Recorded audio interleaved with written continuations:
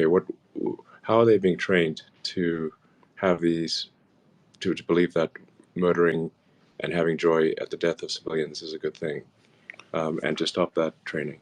Well, I think you hit the nail on the head, because we have first a mission to destroy Hamas. Nothing's going to stop that, because if you want peace, destroy Hamas. If you want security, destroy Hamas. If you want a better life for the Palestinians in Gaza who've been hijacked by Hamas, destroy Hamas.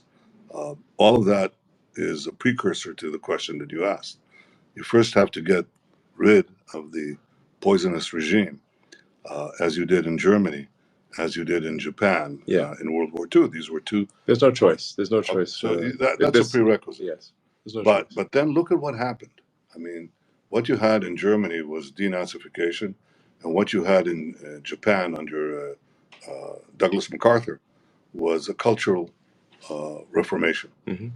And Japan that you visit today is so different from Japan of the 1930s. Yeah. Germany that you visit today is so different from Germany of the 1930s. Well, is that possible in the Arab world? And I categorically say, of course it is, because we've seen it already in two places. We've seen it in the Gulf states, and we see that when you visit Dubai or when you visit Abu Dhabi or when you visit Bahrain, you see something entirely different. Sure. There was, in fact, a cultural change there. And let me say that same thing is, in my opinion, happening to a considerable extent in Saudi Arabia. The de-radicalization of these Muslim countries, these Arab countries, some of it already took place, some of it is taking place. Yeah. But there's another country with a substantial Arab minority where that is already taken place, and that's called Israel. Yeah. 20% of our citizens are Arabs, most of them Muslim. Right. They serve on, in high places in the academy, in the Supreme Court, in the Knesset, and so on. And I'm not saying that there isn't some radicalism there, but mostly there isn't. Right. And in fact, they're integrated into the society.